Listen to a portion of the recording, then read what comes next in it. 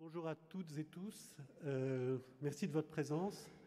Nous allons démarrer tout de suite cette rencontre par les interventions du directeur du Théâtre national de l'Opéra-Comique et du secrétaire général du ministère de la Culture.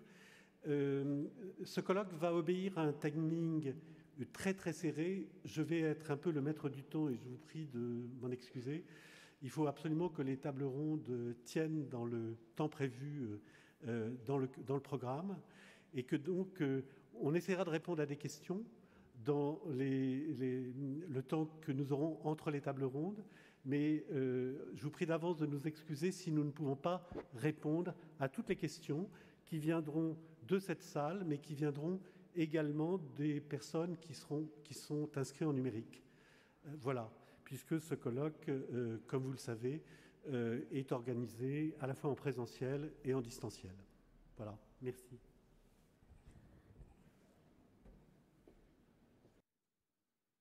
Madame la ministre, monsieur le secrétaire général du ministère de la Culture, mesdames, messieurs, chers collègues, on est très heureux de vous accueillir, salle Favart.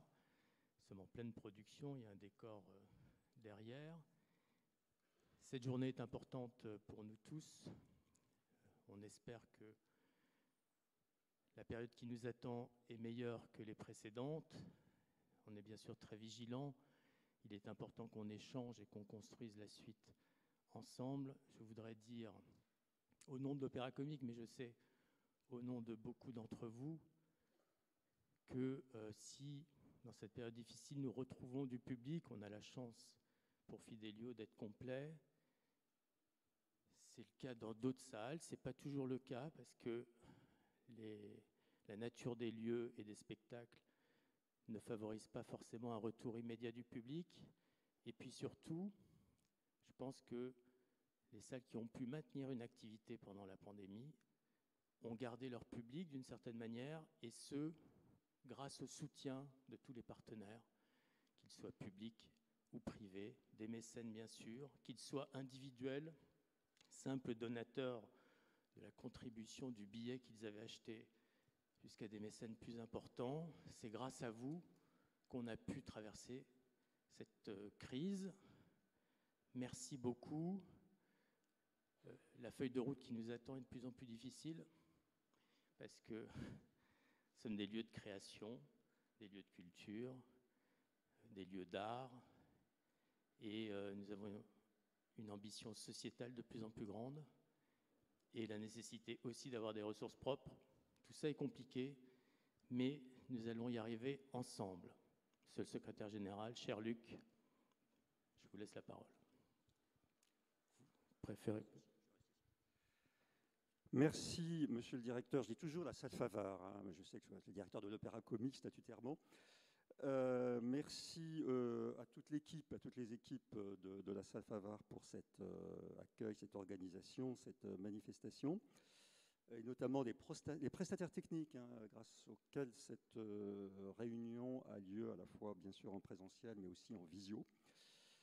Et je remercie par avance les 19 intervenants qui ont répondu positivement à cette invitation et dont les témoignages vont permettre de dresser un premier bilan de cette période très dramatique que nous avons collectivement traversée, dramatique sur le plan sanitaire, mais dramatique sur le plan culturel, vous le savez bien. Alors c'est un plaisir pour moi d'ouvrir ce colloque, ce sera un plus grand plaisir pour vous d'entendre ce soir la ministre le clôturer, puisqu'elle a prévu de venir en fin de journée. L'objet de ce colloque est de dresser un premier bilan de l'impact exercé par la crise sanitaire avec ses retombées économiques et sociales sur l'évolution du mécénat culturel. Nous savons, vous savez, vous le direz, que la crise a modifié les stratégies des acteurs, les engagements des mécènes, des donateurs, voire certains regards qui sont portés sur la culture. Alors, en venant ici, je me disais qu'il y avait un certain paradoxe peut-être à ce qu'un représentant de l'État intervienne sur une thématique du mécénat. On serait aux États-Unis, ça ne se produirait sans doute pas. Les États-Unis sont le pays par excellence du mécénat culturel. Alors, je me demandais pourquoi, en venant. Alors, il y a peut-être une première raison qui est que, peut-être par abus de langage, le premier mécène de la culture en France, c'est quand même l'État.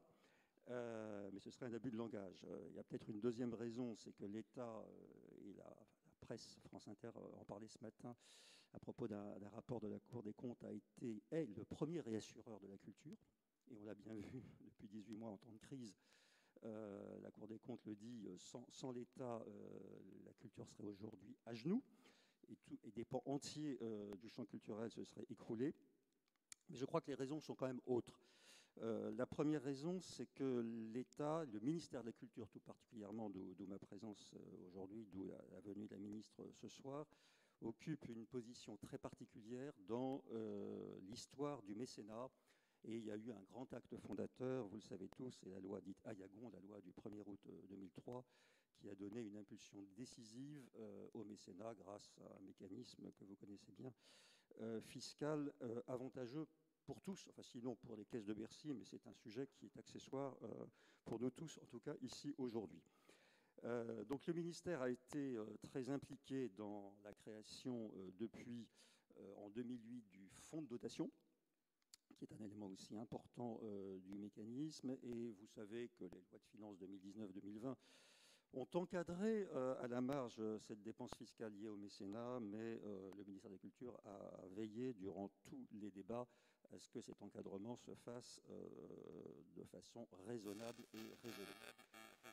La deuxième raison, c'est que l'État, le ministère de la Culture plus particulièrement, a accompagné l'adaptation du cadre réglementaire applicable au mécénat pour permettre une meilleure connaissance de ces mécanismes et de sa mise en œuvre.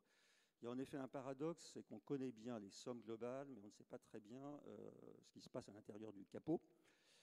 Et donc, il y a eu des dispositifs juridiques qu'on a mis en place, l'obligation déclarative qui s'applique aux entreprises mécènes depuis 2019, je crois, et l'obligation dite parallèle créée pour l'ensemble des organismes publics et privés bénéficiaires du mécénat par une loi du 24 août 2021.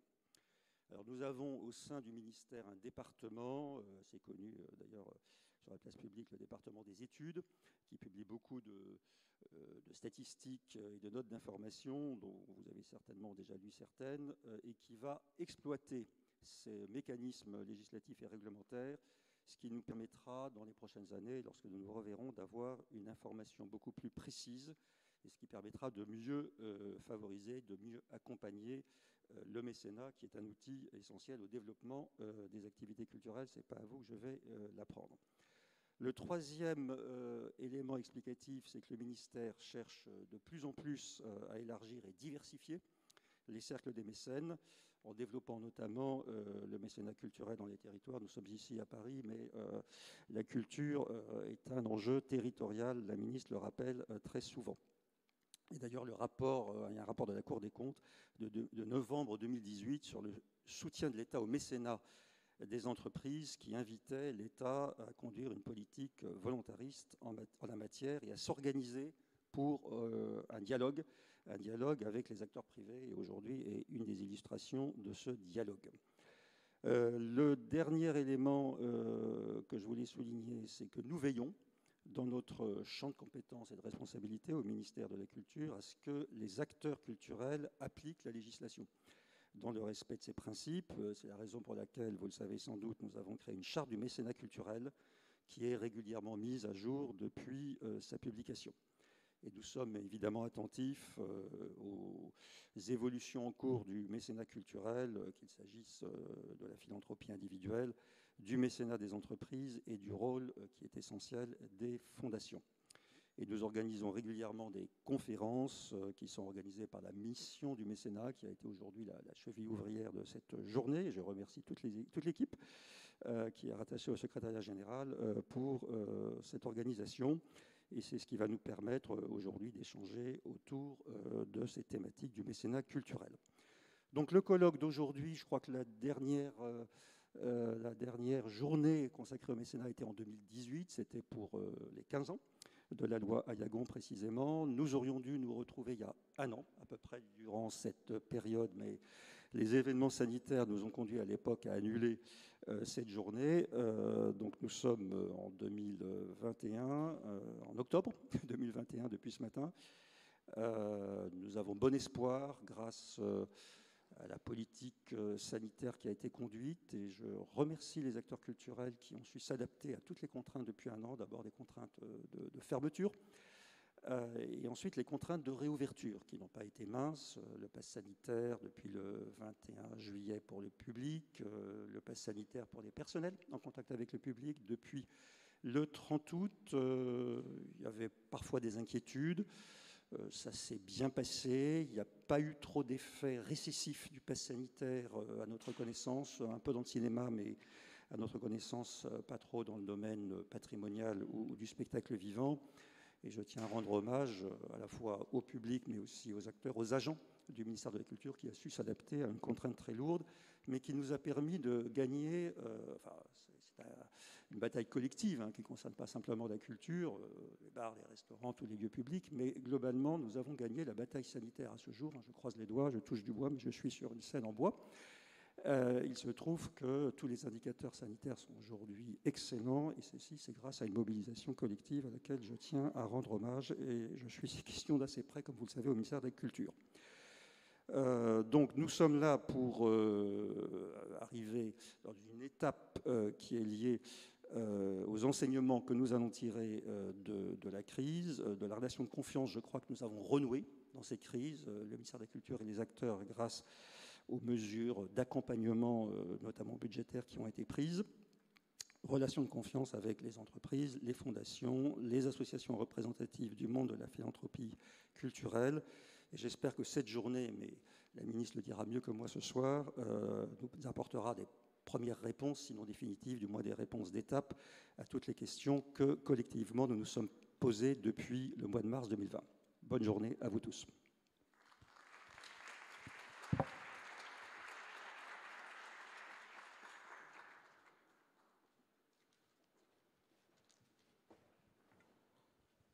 Alors je laisse à M. Faure peut-être le soin d'annoncer la suite de l'organisation des événements.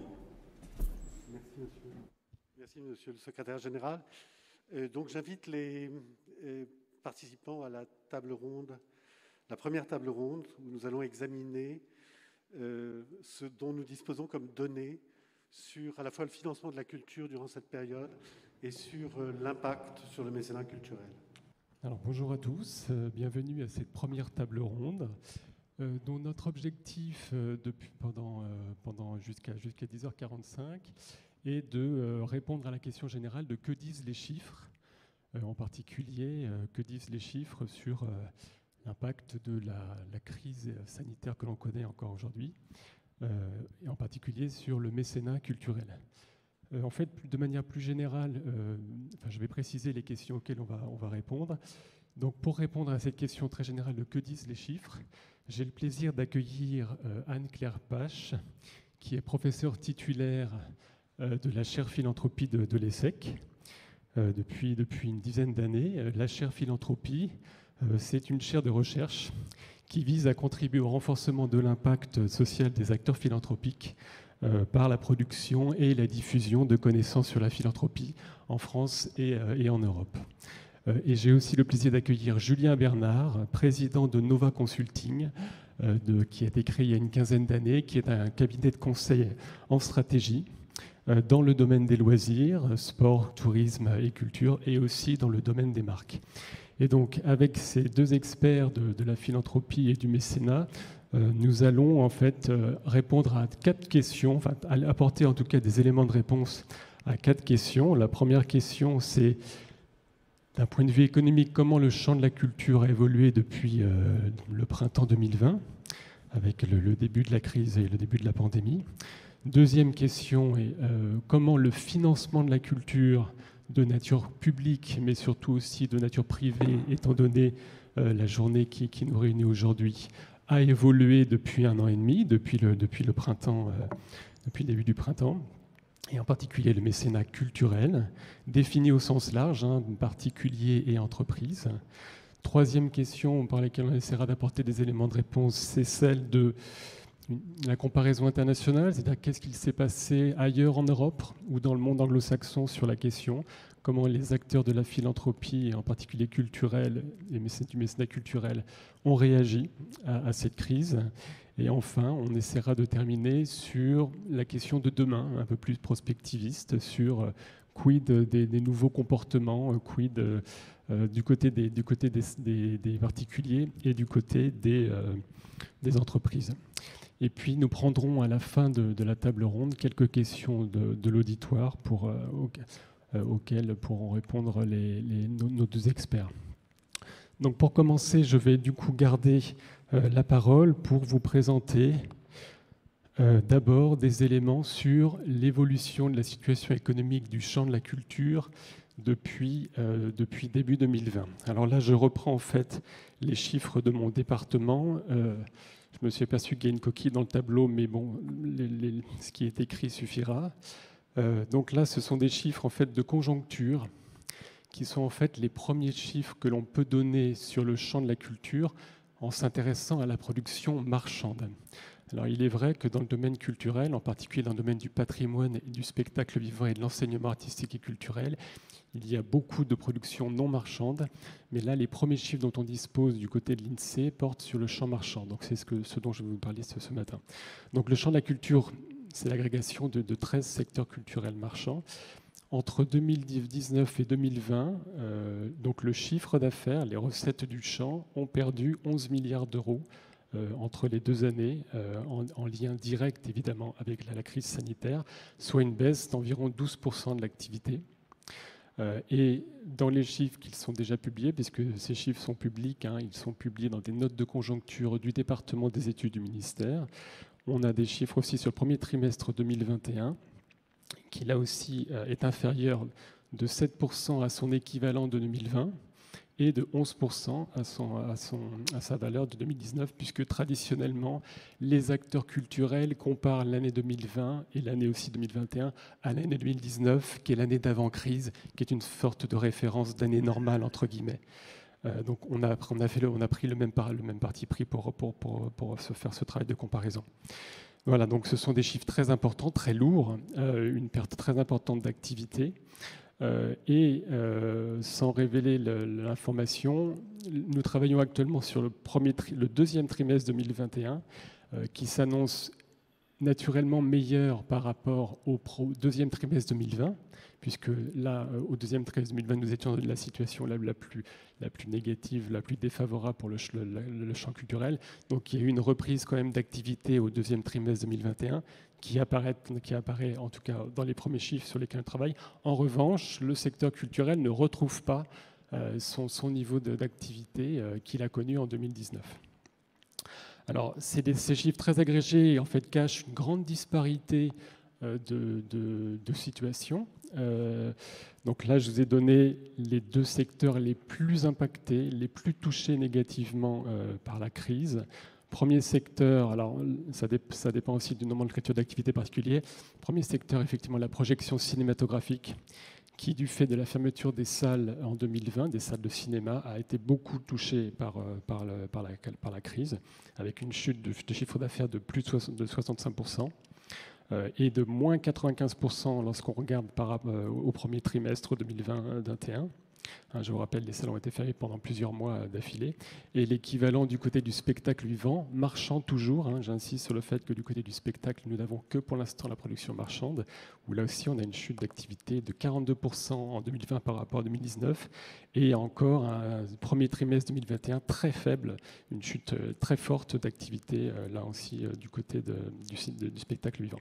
Donc ça regroupe l'ensemble des activités de spectacle, production, diffusion, exploitation des salles, etc., etc. Du côté plus positif, le jeu vidéo, vous le savez, a progressé en 2021. Alors pour 2 raisons. À la fois parce que la demande de divertissement à domicile a beaucoup augmenté pendant mars-avril 2020, en pleine pandémie où nous étions tous confinés. Et donc, mécaniquement, on a eu une augmentation. La deuxième raison, c'est que effectivement, le lancement de 2 consoles de jeux à la fin de l'année 2020 tire aussi vers le haut du coup les chiffres. Et et on a encore une progression au premier trimestre 2021. Du côté du non-marchand, puisqu'il faut naturellement en parler, c'est essentiel. Je vous donne quelques chiffres là aussi du DEPS qui ont été publiés, qui en fait correspondent à la publication du ministère qui s'appelle Patrimostat, qui sont un ensemble de statistiques sur le champ patrimonial. Voilà les chiffres pour l'année 2020 pour les musées nationaux. Moins 70% en moyenne. Même chose du côté de l'Univers France qui rapproche la Palais de la Découverte et la Cité des Sciences.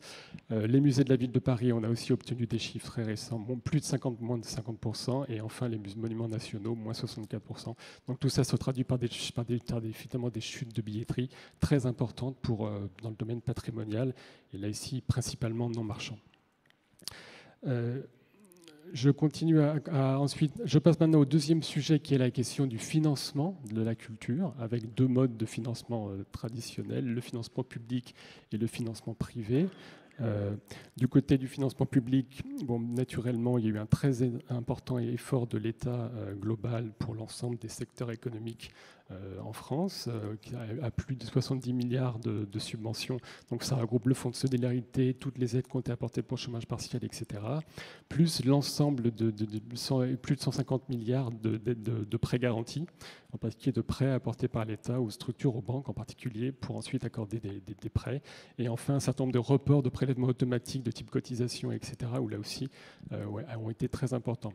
Lorsqu'on se concentre ensuite sur l'effort de la culture, jusqu'à aujourd'hui, l'effort de l'État pour la culture s'élève à près de 14 milliards d'euros de soutien, des aides transversales de type prêts garantis, fonds de solidarité, aide au chômage partiel.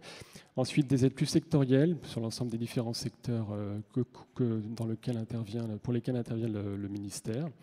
Le soutien aussi aux intermittents du spectacle avec l'année blanche, reporté aussi, plus le plan de relance tout récemment, France Relance, jusqu'à 2025, qui se chiffre à près de 2,5 milliards. Et enfin, encore un soutien très récent d'un peu plus de 234 millions d'euros sur les établissements publics. Toujours dans le domaine du soutien, du financement public de la culture, du côté évidemment essentiellement des collectivités territoriales, qui sont aussi un des principaux, enfin même les premiers financeurs de la culture d'un point de vue public. Une enquête de l'Observatoire des politiques culturelles à Grenoble est sortie il y a quelques mois sur le sujet et qui révélait que deux résultats principaux, un prolongement de la tendance à la hausse des dépenses culturelles des collectivités territoriales en 2020 et plutôt une stabilité en 2021. En tout cas, c'est comme ça que le déclarent les enquêtés. Du côté maintenant du financement privé, on arrive dans le cœur de notre table ronde. Ça couvre effectivement les dons des particuliers, mais aussi le mécénat d'entreprise. Du côté des particuliers, depuis un certain nombre d'années maintenant, vous savez qu'il existe une grande diversité de plateformes de financement participatif qui visent à soutenir en particulier des projets culturels. Donc deux résultats principaux ici. Le premier, c'est le fait que pour la première année, le plus de 1 milliard ont été accordés sur l'ensemble des plateformes de dons. Je vous rappelle qu'il y a une grande diversité de plateformes de crowdfunding, de financement participatif. Donc avec un équivalent de plus 62% d'augmentation en 2020, et encore plus important lorsqu'on s'intéresse au financement participatif culturel, avec une augmentation de plus de 100%, multiplication par 2,2, où on est passé de 33 milliards à un peu plus de 33 millions d'euros, à un peu plus de 72 millions d'euros. Donc un effort important pour la culture, même si on va voir un tout petit peu plus tard qu'il y a aussi d'autres causes que la cause culturelle qui ont effectivement mobilisé, là ici les internautes, mais de manière plus générale, la générosité des Français. Justement, j'y arrive. Du côté du don des Français, vous savez que l'Observatoire de la philanthropie vient juste de publier son dernier deuxième panorama national des générosités, qui distingue les particuliers des entreprises. Ils évaluent à 5 milliards de dons au sens large l'apport la générosité des Français, pour 3,5 milliards du côté des entreprises, principalement dans le cadre du mécénat. Et donc, une enquête a été conduite par France Générosité pour effectivement un peu mieux connaître comment les Français ont réagi à la crise du Covid. Et ils estiment que par rapport à 2019, les Français ont augmenté leurs dons de près de 15%. Et en particulier avec une progression des dons numériques, de la numérisation des dons. On en parlera aussi tout à l'heure. Donc voilà, donc là encore un effort très important de réaction après les acteurs publics, de réaction des particuliers à la crise sanitaire. De manière générale ici, toutes causes confondues. Encore toutes causes confondues du côté du mécénat d'entreprise. Là, l'ADMICAL a conduit 2 enquêtes récemment sur le sujet. Le résultat principal de ces enquêtes consiste à dire qu'il y a une forme de stabilité déclarée par les entreprises mécènes ou même en réaction à la crise du Covid, une augmentation pour près de 30% d'entre elles.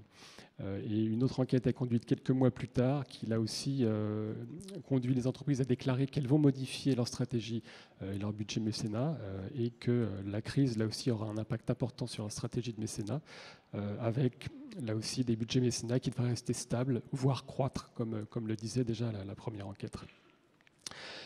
Pour compléter ces différentes sources que j'ai utilisées, source INSEE, source France Participatif, Financement Participatif France, du côté de France Générosité ou du côté de l'Amicale, j'invite maintenant Julien Robert à nous apporter d'autres éléments, apporter d'autres éléments produits en particulier par son observatoire qu'il va d'abord nous présenter. Merci beaucoup et merci évidemment au ministère, à la mission et au DEPS de partager ces chiffres avec vous. Moi, je vais en un mot présenter du coup la source de ces chiffres.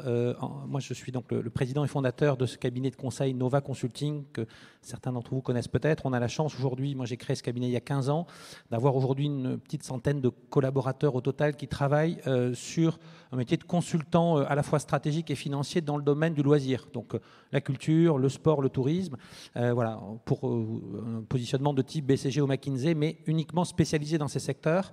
Et notre force depuis 15 ans, c'est d'avoir compilé toutes les données à la fois que nous produisons, j'y reviendrai en termes d'études, les données de nos clients, bien sûr, sanitisées, anonymisées, toutes les études existantes et notamment évidemment celles des institutions, des collectivités, et puis de développer un travail de recherche de long terme sur ces sujets en partenariat avec encore une fois, des universités, des chercheurs de tout profil. On publie beaucoup d'études, on est ravis d'échanger sur quelques chiffres que vous retrouverez d'ailleurs sur notre site internet et on a la chance tous les ans de produire une grosse étude qui s'appelle Novascopie qui donne un peu toutes les tendances et les chiffres qu'est la culture. Donc voilà, notre métier, c'est pas de vendre de la data, c'est au contraire de partager ces chiffres avec tous les acteurs du domaine et d'échanger avec des chercheurs, des professionnels sur les enjeux de ce secteur-là. Voilà.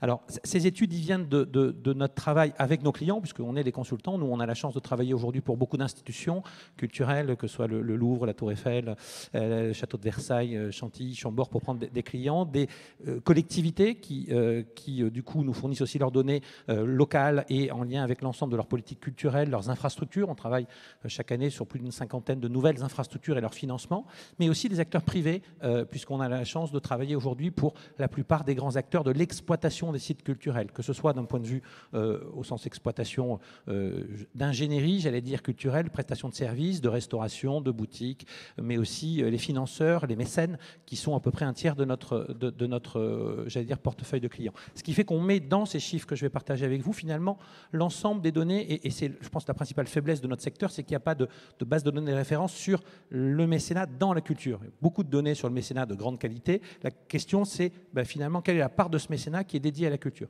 Ça, c'est notre métier, et c'est ce que je vais partager maintenant avec vous.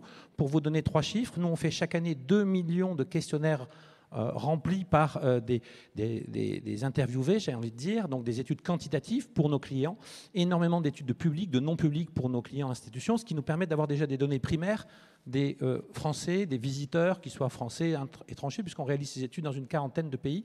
Donc ça nous donne évidemment des données, j'allais dire, primaires essentielles. Le deuxième point, Et c'est pour ça que cette étude, on a créé un système de baromètre qui va nous permettre chaque année de poser les mêmes questions à l'ensemble, là en l'occurrence d'un panel, que ce soit des étrangers ou des Français, sur non seulement leurs dépenses, bien sûr, comme tout le monde, mais l'objet de leurs dépenses. Est-ce que c'est du mécénat de projet, du mécénat en nature, du mécénat institutionnel? Est-ce que c'est aujourd'hui dédié et systématiquement aux mêmes institutions, etc. Et ça va nous permettre d'avoir une base de données. Du coup, je vais vous montrer d'évolution depuis maintenant une quinzaine d'années.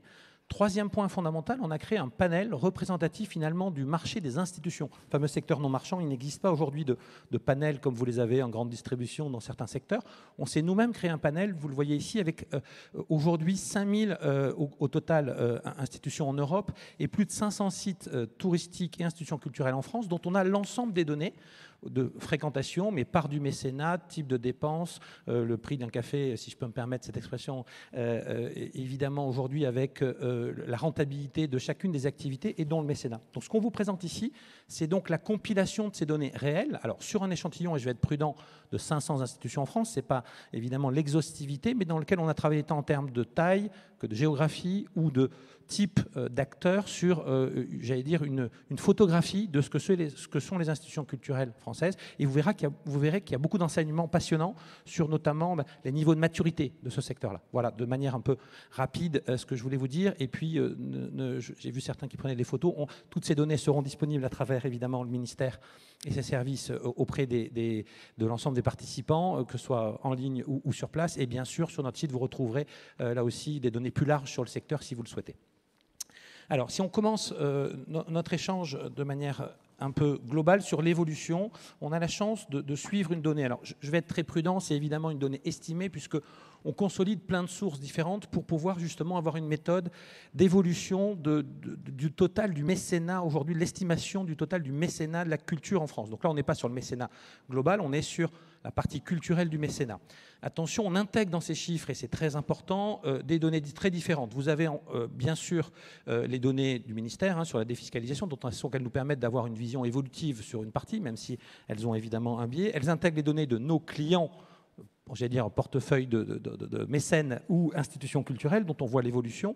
Elles intègrent des données de nos études sur la partie notamment rouge, là, la partie individuelle, non seulement sur les dons classiques, mais aussi sur les legs et sur les donations, qui faussent la vision classique que vous avez, puisque pour nous, elles font partie intégrante, évidemment, du mécénat au sens large, mais comme vous le savez, ce sont des dons qui peuvent être très significatifs, fausser aussi la comparabilité, et je mets de côté, évidemment, les grandes donations qui peuvent être, elles aussi, des sujets atypiques par rapport à un suivi classique. Mais quoi qu'il en soit, là, vous avez le chiffre global, son évolution, et ça vous donne une tendance depuis la fameuse loi Yagon dont on parlait tout à l'heure, qui est quand même très significative, puisque quand on les regarde de manière un peu longitudinale, vous voyez qu'il y a une croissance globale entre 2004 et 2014 de l'ordre au global de 7 à 8%, avec une croissance très forte de la partie des particuliers, près de 10% par an. C'est énorme sur une période aussi longue. C'est ce qui fait qu'on passe de 700 millions à 1 milliard d'euros, vous le voyez en rouge, en 2013. Et puis une croissance tout aussi importante de la partie entreprise, qui elle aussi, vous le voyez, passe à 700 millions,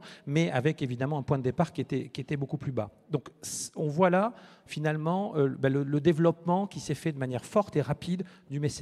En revanche, au-delà même, et on va parler ensuite des 2 années très atypiques, 2019-2020, on voit qu'il y a un tassement de cette croissance progressivement. Alors il est lié à 2 facteurs.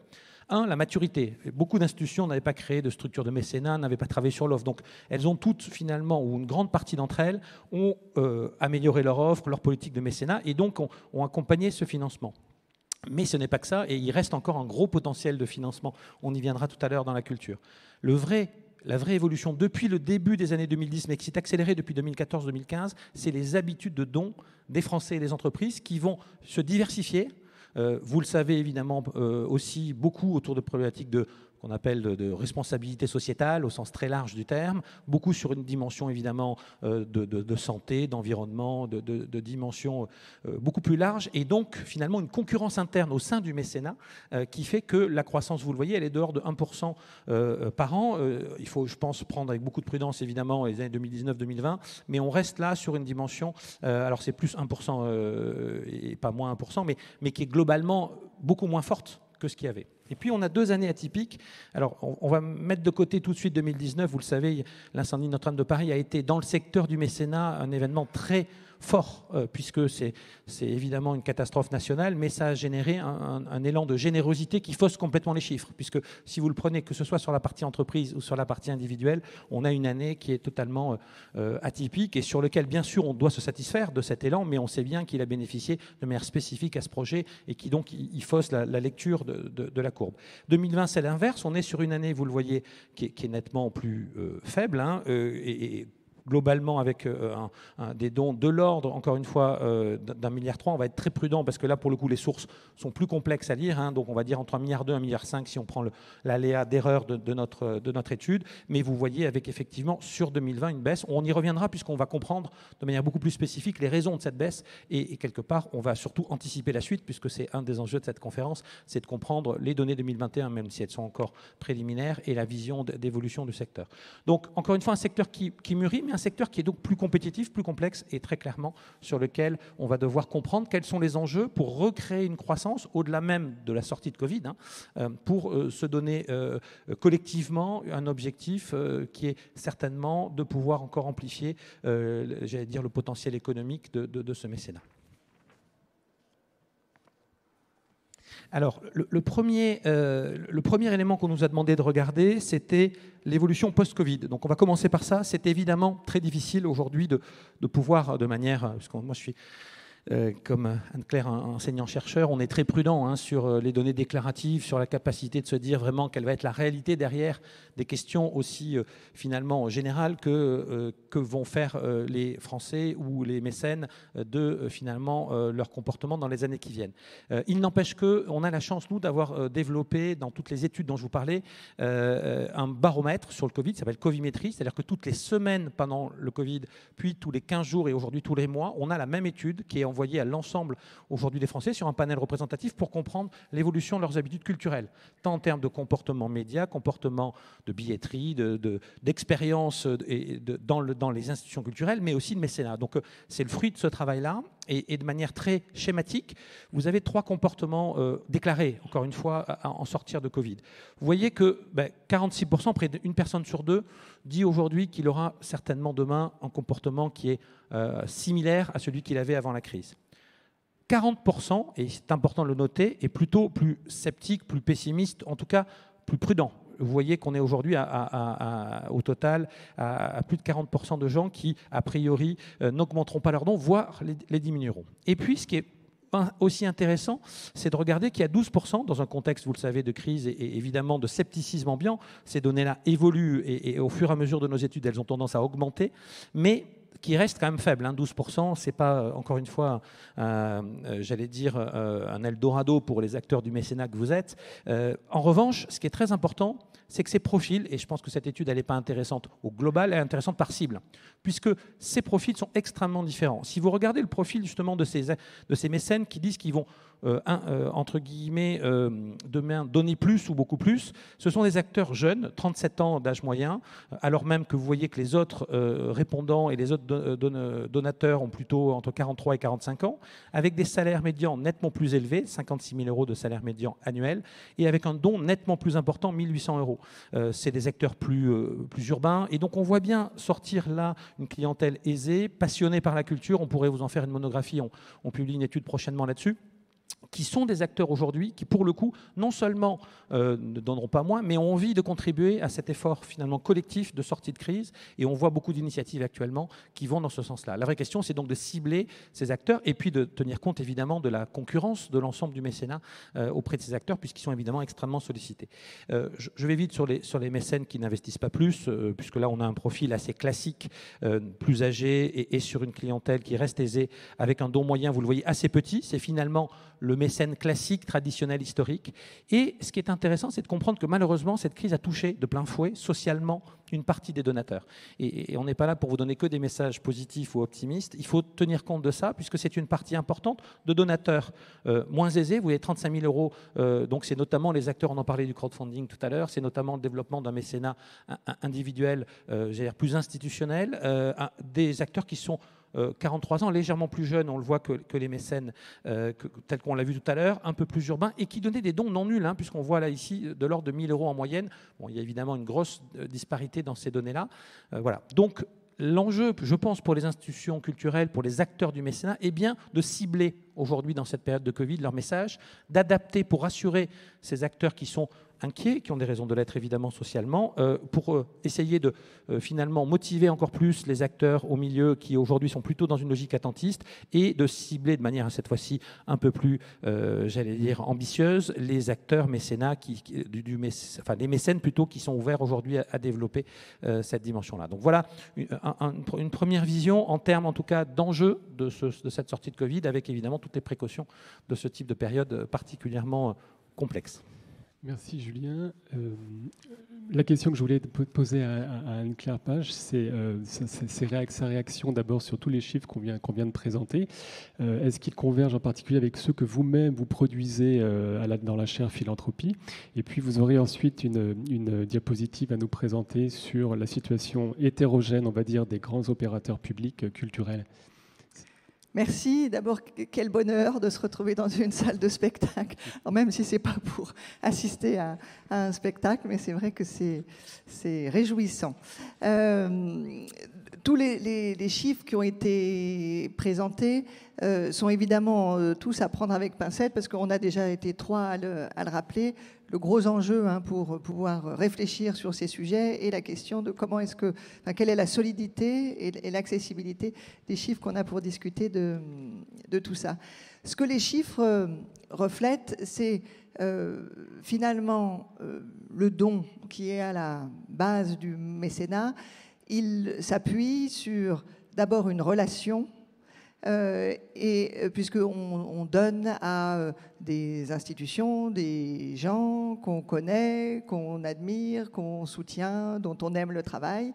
Et le don se fonde aussi sur une forme de certitude quant à l'avenir, puisque quand on décide de transférer des ressources vers d'autres, c'est plus facile de le faire quand on a une relative confiance dans l'avenir. Et c'est vrai que la crise qu'on a connue, elle a finalement fragilisé ces deux dimensions-là, puisqu'on a perdu nos relations et on a tous été fondamentalement inquiets de l'avenir. Et donc, si on regarde effectivement, alors là moi j'ai quelques données mais qui sont issues du panorama des générosités qu'on a évoqué sur les opérateurs culturels publics. On voit que effectivement entre 2019 et 2020, les dons et les legs, donc en incluant la même chose que ce que vous incluez, ont effectivement baissé fortement. Ce qui est une spécificité, puisqu'il y a d'autres secteurs, le secteur de la santé, le secteur de l'action sociale, qui, entre ces 2 années, ont plutôt reçu des dons plus importants que d'habitude. Donc le secteur de la culture a été plus impacté négativement dans cette période de crise. Alors évidemment, avec les chiffres que vous montriez au départ en termes de revenus, de chiffre d'affaires liés à l'activité, mais également en termes de mécénat. Cela dit, ce qu'on observe aussi, c'est des disparités très fortes entre les institutions qui peuvent globalement, alors là j'ai quelques exemples encore qui sont issus de ce panorama, donc avec le Louvre qui visiblement a pu tirer son épingle du jeu, l'Opéra de Paris avec une chute plus importante, c'est 4 millions d'euros qui sembleraient avoir disparu, et puis les instituts français à l'étranger qui eux ont au contraire connu une croissance que je ne saurais pas exactement expliquer comme ça, mais donc voilà, derrière une chute globale, des disparités qui par ailleurs peuvent aussi être plus globalement analysées en termes de taille. Les plus petites structures ont été plus impactées parce que moins professionnalisées, moins habituées à collecter des dons, là où les plus grosses structures plus professionnelles ont eu cette capacité malgré tout à absorber le choc. Ce qui est très clair aussi, et c'est quelque chose qu'on observe aussi à l'international, c'est que toutes les institutions culturelles qui ont pu, notamment au travers du digital, conserver une forme de relation avec leur public et avec leurs donateurs, ont probablement pu tirer leur épingle du jeu mieux que celles qui ont, faute de capacité, faute de ressources humaines ou d'infrastructures, qui ont dû fermer toutes leurs activités et du coup couper tout lien avec leur public. Donc, voilà, une situation qui est très, très difficile, hein, et sur lequel je pense, mais ce n'est pas à vous que je pourrais l'apprendre, cette crise, elle a avant tout matérialisé le rôle fondamental de la culture, et cette absence de culture, elle a voilà, globalement impacté tout le monde, cette absence d'innovation, de créativité qui fait fondamentalement ce qu'est la culture. Malheureusement, elle peut avoir des conséquences au-delà des quelques chiffres qu'on observe de manière très, très mécanique. Sur du moyen terme, la fragilisation des institutions culturelles est une vraie question pour laquelle il est essentiel, et merci au ministère de la Culture d'organiser ces temps d'échange. Il est fondamental qu'on réfléchisse collectivement à comment est-ce que, à l'avenir, on essaye de reconstruire, de renforcer et d'assurer la pérennité de ce secteur si fondamental. Merci. Alors justement, pour rester dans le domaine de la disparité et de l'hétérogénéité, Julien, vous avez 2 autres diapositives à nous présenter sur, on va dire, la diversité des investissements en mécénat selon les secteurs culturels. Oui, je pense que je rebondis exactement sur ce que vient de dire Anne-Claire. Je pense que l'enjeu, ce n'est pas les chiffres globaux. Vous les connaissez, ils sont complexes et on est dans un contexte très visible. L'enjeu, c'est la disparité, les différences entre donateurs, entre secteurs, entre acteurs, bonnes et mauvaises pratiques. Quelque part, c'est là-dessus qu'on va se concentrer. Nous, on est des consultants, et si on a aujourd'hui une centaine de consultants qui travaillent dans le secteur, ce n'est pas pour juste désespérer des chiffres, c'est pour essayer d'aider nos clients à rebondir et à anticiper. Je pense que c'est bien l'enjeu pour finalement essayer de trouver une manière de non pas profiter de cette période, mais d'en tirer des leçons pour essayer, encore une fois, de ressortir plus fort. Et quand on regarde les chiffres, c'est honnêtement, je pense, à la fois beaucoup plus intéressant, et ça pose des questions stratégiques qui sont importantes. On vous a mis ici, et là c'est le fruit pour le coup de notre base de données dont je parlais tout à l'heure, de 500 institutions culturelles, encore une fois, qui nous permet d'avoir une source, là pour le coup, cohérente en termes de data, hein, et de sources. Donc à gauche, vous avez les données moyennes de mécénat en 2019, puisqu'encore une fois, on a pris cette année comme année référence, par spectateur ou visiteur. L'indicateur est évidemment complexe parce qu'on ne peut pas comparer un visiteur d'un musée avec un spectateur, mais c'est un indicateur pour essayer de comprendre d'un point de vue, en redressant la taille d'une institution, son enjeu. Vous voyez que dans le spectacle, au sens large, vous êtes entre 5 € et 11 €. L'écart est énorme, y compris évidemment un très gros acteurs de l'opéra qui sont très matures, mais quand on le regarde de manière globale, on a uniquement 5 € par spectateur versus sur des festivals 11 €, sur le théâtre 7,5 €. On est sur un secteur qui de ce point de vue-là est relativement mature. Il suffit de regarder les initiatives de mécénat dans cette institution pour s'en rendre compte.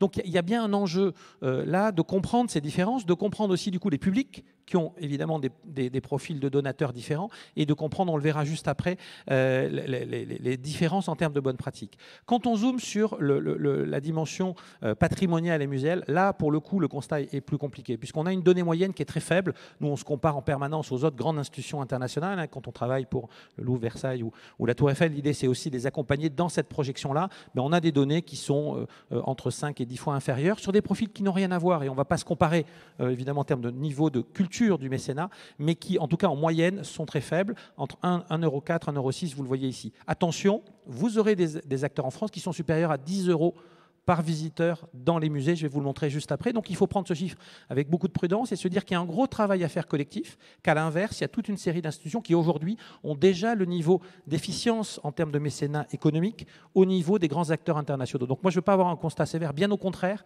mais ouvrir la discussion de pourquoi la moyenne est si faible, alors même qu'un certain nombre d'acteurs, de petite, de grande taille, on y viendra tout à l'heure, ont déjà un niveau de maturité plus important.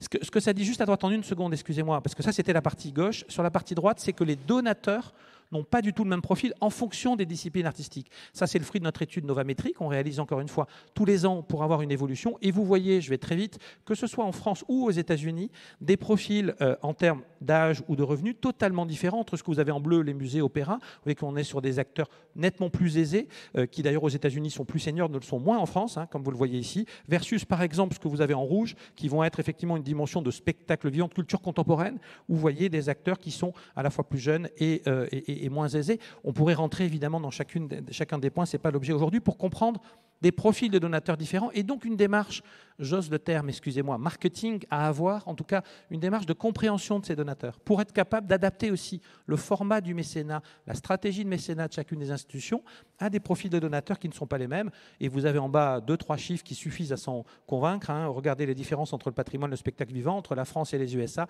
Vous avez évidemment des consommateurs, des donateurs qui sont extrêmement différents. Et quand une institution s'adresse aussi bien à des mécènes étrangers qu'à des mécènes français, elle se doit évidemment d'avoir une approche spécifique en fonction de ces acteurs-là. On applique donc comme consultant les mêmes méthodes pour ces institutions que celles qu'on peut avoir pour des mécènes ou des entreprises. De ce point de vue-là, il y a une réalité aussi à comprendre en profondeur ces profils de donateurs. La slide qui pour moi est la plus importante de ce qu'on va vous montrer ce matin, c'est celle-ci. Alors, on va la prendre avec prudence. Là, on est effectivement sur un échantillon. On a aujourd'hui zoomé sur des institutions qui sont comparables, parce qu'évidemment, on ne pourrait pas mettre dans la même étude des petits musées ou des lieux, des châteaux de quelques centaines de visiteurs avec le Louvre ou Versailles. Quand on redresse aujourd'hui sur un échantillon, encore une fois, homogène, on a aujourd'hui, vous le voyez là, en termes d'euros de mécénat par visiteur sur une logique, encore une fois, là, qui n'est que les lieux muséaux et patrimoniaux. On a la même chose sur le spectacle vivant et on peut évidemment zoomer, si vous le souhaitez, secteur par secteur.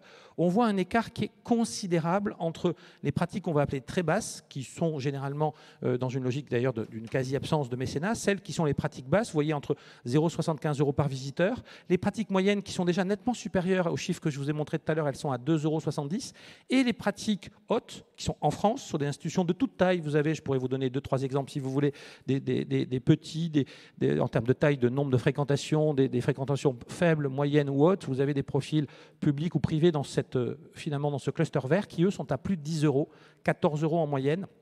Vous le voyez ici, je mets de côté évidemment 1 ou 2 points aberrants. Ce qui est fondamental, c'est de voir l'écart. On a fait un petit exercice tout simple. Si on basculait un tiers des pratiques basses et très basses, collectivement, en quelques années, vers un niveau de pratique moyenne. Je ne parle pas d'aller dans le vert, je parle d'aller dans le orange. On aurait un enjeu d'augmentation de 45% du mécénat culturel. Je pense que c'est ce qui nous anime au quotidien, c'est ce qui fait qu'aujourd'hui on travaille avec tous nos clients justement sur cette sortie de crise, c'est comment rejoindre finalement des choses qui sont adressables. On a nous un modèle prédictif qui permet en fonction du profil de l'institution de pouvoir prédire ce qu'elle doit faire sur un certain nombre de dimensions pour comprendre aujourd'hui encore une fois ces enjeux. C'est je pense un des enjeux aussi de ce colloque, d'avoir une vision plus positive en se disant qu'il existe en France de vraies bonnes pratiques, vous allez en entendre toute la journée dans ce lieu, et qui ont aujourd'hui déjà de l'avance sur beaucoup d'autres institutions françaises. Merci Julien. Je vous propose de passer à la troisième thématique qui est la comparaison internationale. Qu'est-ce qu'on sait des situations dans le reste, ailleurs dans l'Europe ou même dans le monde anglo-saxon en termes de réaction à cette crise? Est-ce qu'il y a des ressemblances? Est-ce qu'il y a des différences entre le cas français et le cas anglo-saxon ou le modèle du modèle anglo-saxon ou dans d'autres pays européens? Anne-Claire? Alors là aussi, c'est pas évident parce que de la même manière qu'on a du mal à avoir les chiffres ne sont pas forcément beaucoup plus accessibles ailleurs. Il y a une étude de l'OCDE intéressante qui suggère que globalement dans les pays de l'OCDE, la perte de chiffre d'affaires des institutions culturelles est de l'ordre de 30% sur l'année passée. Je ne sais pas dans quelle mesure c'est comparable avec les chiffres que vous nous avez montrés, mais ça suggérerait qu'on a peut-être été moins durement touché en France que dans le reste des pays du monde. Peut-être qu'on a un attachement à la culture plus grand. Je ne ferai pas d'hypothèse là-dessus. Si on regarde ensuite les tendances générales, elles sont assez similaires. C'est-à-dire qu'on a globalement des secteurs qui ont été très impactés. On a peut-être là aussi une spécificité française liée au soutien de l'État à ce secteur qui a permis, pour le moment en tout cas, peut-être de limiter la casse comparativement aux États-Unis où 30% des musées, c'est une étude spécifique sur les musées, suggère que leur survie est largement compromise. Donc 30% des musées américains pourraient disparaître.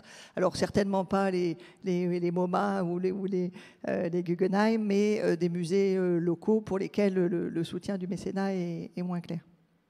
On a également des indications qui suggèrent que, de la même manière qu'en France, la crise a attiré l'attention des donateurs sur les thématiques sanitaires, sur les thématiques sociales, en les déviant potentiellement des thématiques plus culturelles, et que les institutions qui s'en sortent le mieux sont celles qui ont eu cette capacité à passer une partie de leurs activités en digital, donc organiser des spectacles en ligne, faire des visites de musées en ligne, garder le lien d'une manière ou d'une autre, et qui, de ce fait-là, ont permis on va dire, d'amortir la chute des dons.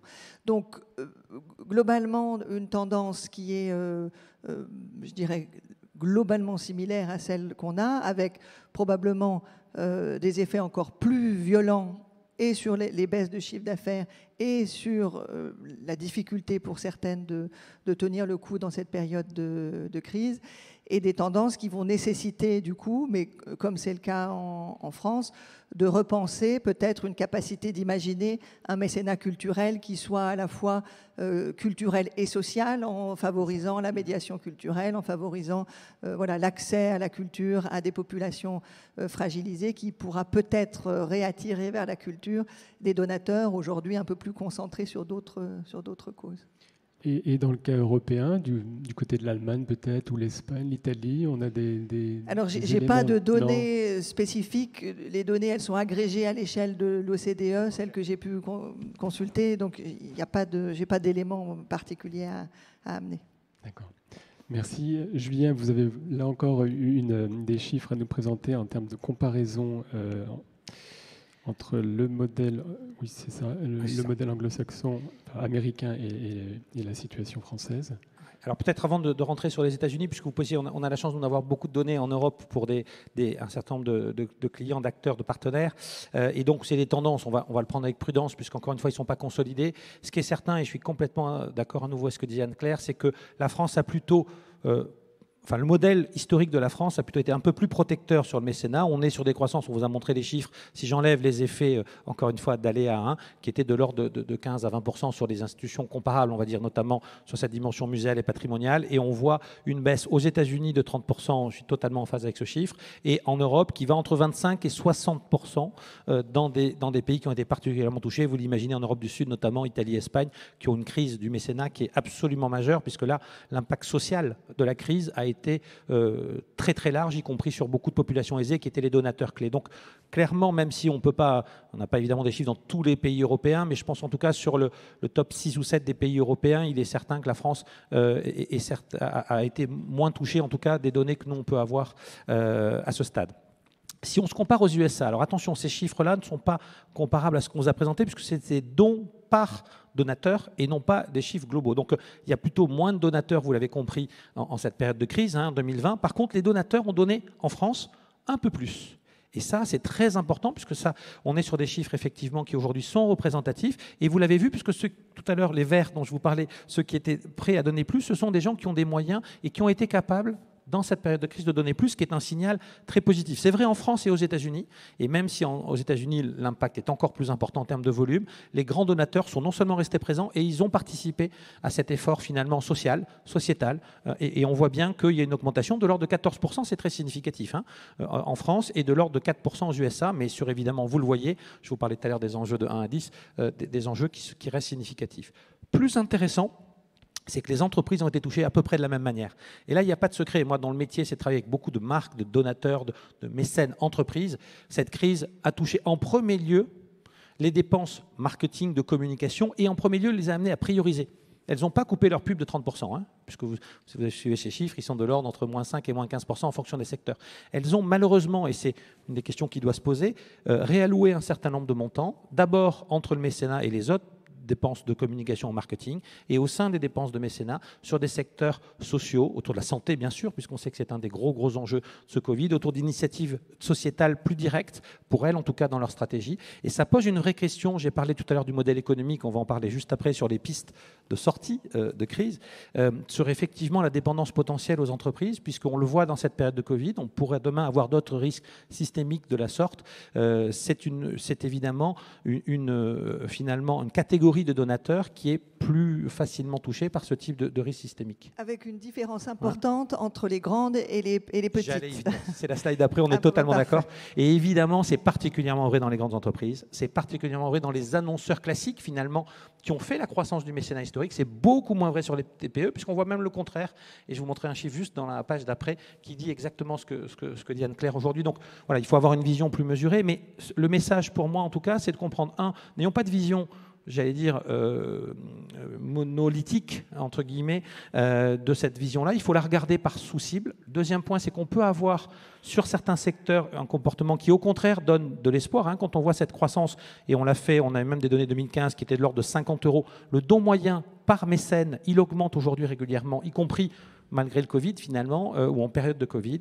Et puis après, évidemment, il y a une question sur quel type de mécénat peut être demain un outil de sortie de crise et quel est celui qui est entre nous plus fragilisé durablement, ce qui est probablement le cas du mécénat des grands mécènes au sens grandes entreprises, même si on doit pouvoir là aussi trouver des solutions pour endiguer cette baisse. Alors, merci Julien pour la transition. C'est effectivement notre dernière question. Et demain, après une fois la crise passée, un retour à la normale, une crise qui a conforté des pratiques qui commençaient à naître et qui vont continuer à se développer. Voilà la question que je pose d'abord à Anne-Claire. Alors, ce qui, je pense, est très clair, c'est qu'on ne peut pas imaginer simplement revenir exactement aux mêmes pratiques, et on a un vrai enjeu à réfléchir à comment construire un secteur culturel encore plus résilient, encore plus solide, et comment faire du mécénat un outil de cette résilience. Du coup, il me semble qu'il y a quelques petites directions qui peuvent être suggérées. Celle 1 qui vise à dire comment est-ce que je construis une institution en capacité de maintenir le lien avec mes différentes parties prenantes de manière pérenne. Alors, le digital est une solution, certainement pas la solution miracle pour tous. On l'a vu, moi, dans le monde académique, qui est aussi en partie, qui repose en partie sur le mécénat et dont l'activité, on n'aurait jamais pu imaginer il y a quelques années qu'on se mettrait à faire 100% de nos cours en ligne. Donc, je ne pense qu'aucune institution académique va se mettre à continuer à faire 100% de ses cours en ligne. En revanche, la compréhension de comment le digital peut être utilisé et comment il peut être un outil de maintien de cette relation avec des publics éloignés, avec des publics peut-être divers, peut-être internationaux, peut-être une manière, pour certaines institutions culturelles en tout cas, de développer une forme de résilience et de lien maintenu avec des donateurs potentiels. Donc cette réflexion-là, elle doit, à mon sens, se combiner avec une réflexion aussi sur une échelle qui est territoriale. Et là, on l'a vu aussi, les institutions culturelles qui avaient une base de public, une base de donateurs proches, en capacité de comprendre réellement les enjeux de ce territoire et mobiliser pour essayer d'y répondre.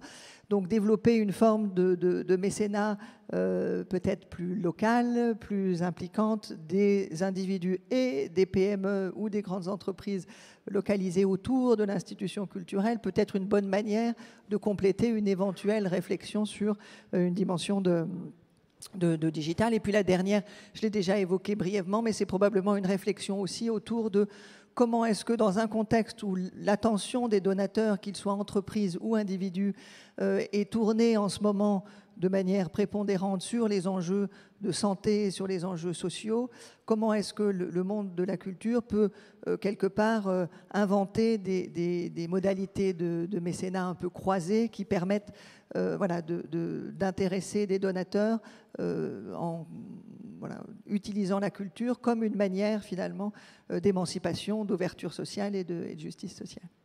Merci Anne-Claire. Julien, pour terminer. Et je voudrais du coup compléter exactement le propos. Je pense qu'on est vraiment en phase depuis l'origine sur cette dimension plus, j'ai envie de dire, positive. En tout cas, plus constructive, j'ai envie de dire, dans ce contexte extrêmement compliqué qu'on ne nie pas, on l'a vu et on en parle depuis tout à l'heure. Par deux éléments qui nous amènent à ces illustrations, hein, qui sont des pistes, évidemment, il y en a plein d'autres.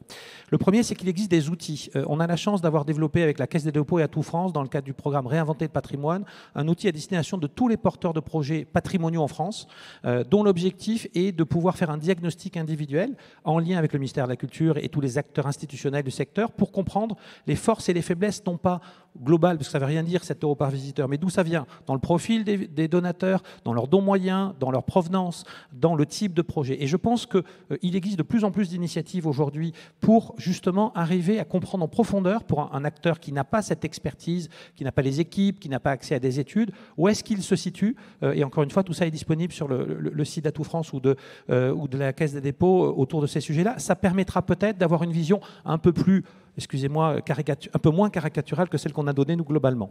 Deuxième point, c'est quand on voit les évolutions des pratiques. Moi, je me souviens, j'ai eu la chance d'enseigner une dizaine d'années à l'ESSEC et je continue à enseigner aujourd'hui. Je donnais un cours de base de marketing en 2005, juste après la loi Ayagon, et on expliquait ce que c'était que le mécénat en France. C'était un mécénat institutionnel, global, avec beaucoup de grandes entreprises, avec des secteurs majeurs, bien sûr. Quand on regarde aujourd'hui les pratiques, et c'est ça ma transition, on se retrouve à des pratiques qui n'ont plus rien à voir. Et avec beaucoup de choses aujourd'hui qui doivent faire école. Je prends ces trois exemples. Aujourd'hui, l'ancrage territorial et local est devenu, en 6 ans, vous le voyez entre 2013 et 2019, un élément, j'allais dire, quasi maintenant global. On est passé de 73 à 80%. Plus largement, nous, on travaille sur énormément de projets de petite taille de territoire. Je vais prendre un exemple pour vous montrer que ce n'est pas que des mots. On a eu la chance de porter à bout de bras, des collaborateurs dans la salle qui s'en souviennent, un projet au fin fond du Limousin, une commune qui s'appelle Vic-sur-Breuil, de 1000 habitants, à 20 km au sud de Limoges. Dans ce projet, 50% de l'investissement a été porté par des mécènes. On a levé plus d'1 million d'euros au fin fond du Limousin pour un musée d'art naïf. Ça vous montre la capacité de mobilisation. Pourquoi ? Parce que le thème de ce musée était la ruralité. Et que dans le Limousin, la ruralité, ça a fédéré plus de 50 entreprises locales, de PME, de SCOP, plus des directions régionales de grands groupes, bien sûr, mais ça permet aujourd'hui de fédérer des acteurs sur des projets de territoire avec, honnêtement, une ingénierie énorme. Et aujourd'hui, nous, on travaille beaucoup sur des politiques publiques dans ce domaine de territoire, que ce soit des schémas directeurs, que ce soit des capitales françaises, européennes, de la culture ou d'autres. Elles ont la chance d'avoir un soutien régional beaucoup plus fort qu'une dimension classique et institutionnelle. Et je pense qu'il y a un axe de travail là-dessus, en lien avec évidemment les collectivités et l'ensemble des partenaires privés locaux, qui nous paraît être essentiel aujourd'hui pour pouvoir se donner un peu d'ambition et de développement sur ce sujet. Le deuxième point qui est fondamental sur le mécénat individuel surtout, c'est le mécénat de projet. Là-dessus, la France a, entre nous, le mécénat en France a encore beaucoup de retard versus le mécénat américain. Vous avez un chiffre, aujourd'hui 20% du mécénat en France est fléché vers un projet spécifique pour un mécène. C'est 70% aux États-Unis. Cet écart-là, il montre aussi tout le travail qui est en cours, qui est mené par un certain nombre d'institutions pour donner un rôle aux mécènes. Évidemment, en respectant, là aussi, évidemment, la dimension scientifique, culturelle, l'indépendance de l'institution, mais en étant capable de travailler en profondeur un mécène sur un rôle, sur une cause, sur un objet, sur un projet de long terme. Ça permet de le fidéliser, ça permet d'augmenter son attachement, ça permet de le prendre aussi comme ambassadeur de dons auprès de ses proches. Et c'est un axe pour nous de développement fondamental que l'on met en œuvre, nous, avec nos équipes, auprès de tous les clients, qu'ils soient gros ou petits. Et je pense que c'est un des enjeux pour nous majeurs d'évolution sur ce sujet-là. Et je terminerai par, finalement, celui qui aussi peut-être peut résonner pour chacun d'entre nous. C'est la capacité de mécénat en nature. On parle beaucoup de dons financiers. Ce qui se développe de manière beaucoup plus, finalement, régulière et quasiment systématique maintenant depuis une dizaine d'années, vous avez les chiffres là depuis 2013, c'est le mécénat, justement en nature, mécénat de compétences. Surtout les métiers de service autour de ce sujet, ça peut représenter des sommes considérables. Et je reprends mon exemple de Vic-sur-Breuil, on l'a fait aussi pour des institutions bien plus connues comme le Festival lyrique d'Aix-en-Provence ou l'Opéra de Lyon. Le mécénat en nature peut aller représenter jusqu'à 20% aujourd'hui du mécénat de grands projets, d'infrastructures ou d'institutions. C'est majeur en termes d'enjeux. Et c'est souvent quelque chose qui est soit méconnu, soit qui est, entre guillemets, parfois un tout petit peu moins traité. Donc, pour conclure, j'ai envie de dire, il n'y a pas de réponse globale. On est dans une situation de crise majeure et qui se retrouve dans l'ensemble des chiffres qu'on vous a présentés en première partie. Mais je pense qu'il y a une capacité aujourd'hui d'utiliser cette période pour aussi réinventer le modèle et de manière ciblée, pouvoir construire ensemble une logique qui sera comme vous le disiez tout à l'heure, encore plus professionnel et qui se rapprochera d'un monde anglo-saxon qui, même s'il a beaucoup plus souffert, je voudrais le dire aujourd'hui, est en train de rebondir assez vite sur le mécénat. On voit en 2021, sur les chiffres notamment américains, qu'après une crise très forte, le rebond est très fort. À nous, ensemble, collectivement, d'arriver à rebondir au maximum. Merci Julien. Je vous propose de terminer la table ronde en prenant une ou deux questions dans la salle, ou peut-être sur Internet, je ne sais pas. Oui. Si vous pouviez vous présenter. Et puis, bonjour, Daniel Bruno, j'assure la direction du panorama des générosités que vous avez cité plusieurs fois ce matin et je vous en remercie. Je voudrais juste apporter une petite précision sur ce qu'a dit Anne-Claire Plage. Donc, il s'agit uniquement des chiffres donc, issus de la comptabilité publique, des opérateurs de l'État. Donc, ça veut dire que je n'ai pas du tout les collectivités locales dans ce travail. Et donc, c'est des chiffres qui sont à la fois fiables, mais très partiels. Puisque le mécénat en nature que vous venez d'évoquer, le mécénat de compétences, j'ai beaucoup de doutes sur le caractère exhaustif des chiffres. Je pense qu'on ne le prend pas. Et notamment dans les musées, quand on reçoit une collection de tableaux qui peuvent faire, on a vu il y a quelque temps, plusieurs centaines de millions, je ne les vois pas dans les chiffres. Donc je ne sais pas où ils sont, mais ils ne sont pas dans les chiffres. Voilà. Donc les chiffres sont très partiels, ce qui peut expliquer combien on est loin des chiffres de Julien Bernard. Et alors là, j'ai très très envie de travailler avec vous pour rapprocher nos outils et pour arriver à une vision encore plus complète. On travaille aussi beaucoup avec les chiffres fiscaux, mais qui sont là aussi tout à fait non exhaustifs. Hein. Voilà, donc c'est avec plaisir qu'on pourrait échanger. Avec plaisir, bien sûr. Merci. Une autre question ?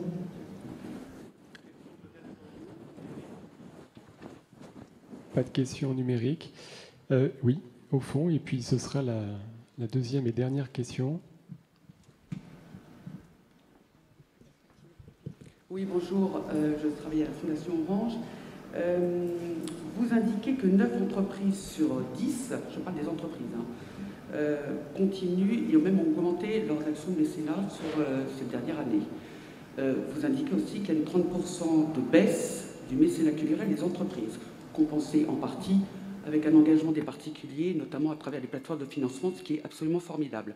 Et le mécénat territorial aussi, dont vous avez parlé tout à l'heure, des petites PME, PMI, ça c'est des chiffres que nous connaissons tous. On n'a pas été beaucoup plus loin pour savoir, sur cette baisse des 30%, où est-ce que cet argent aujourd'hui est réparti par les entreprises, cette baisse. Donc c'est évidemment sur des projets sociaux, de santé, liés au Covid, liés à l'environnement aussi. Et je pense qu'il y a aussi une réflexion à avoir, vous, madame, qui êtes professeure de chaire de philanthropie, de rétablir, de voir ce que c'est qu'effectivement de la philanthropie à travers le mécénat culturel, puisque le mécénat et la philanthropie est né dans la culture, et ce qui est aujourd'hui de l'ordre de la RSE. Beaucoup d'entreprises aujourd'hui, ces 30% qui étaient dédiés à la culture, et maintenant sont dédiés à des actions de RSE, qu'elles présentent toujours comme étant des actions de culture. Je parle notamment, par exemple, des entreprises qui travaillent dans le numérique. Toutes les entreprises aujourd'hui qui sont les grandes entreprises dans le numérique et dans le digital, les grands opérateurs de télécom, font de l'inclusion numérique. Est-ce que c'est du mécénat? Est-ce que c'est de la responsabilité sociale d'entreprise? Tout ça aussi, vous voyez, il y a des transferts de budget qui sont très importants. Et je pense que dans toutes les différentes possibilités, en tout cas études pour voir l'évolution du mécénat culturel, comment il va évoluer les prochaines années, notamment par les grandes entreprises, je pense que cette réflexion est importante à avoir de la part du ministère de la Culture et de vous, Société d'études. Merci.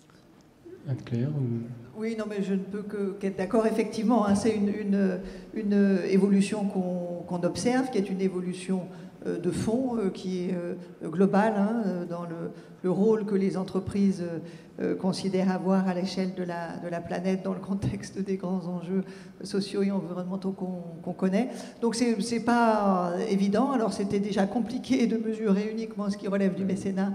Ça va l'être encore plus quand il s'agit de prendre en compte ces données-là. Mais c'est une tendance à laquelle on est en tout cas, alors avec nos petites ressources, très attentifs et sur lequel on a plutôt des données qualitatives, plus que quantitatives aujourd'hui, sur ces évolutions des pratiques des entreprises qui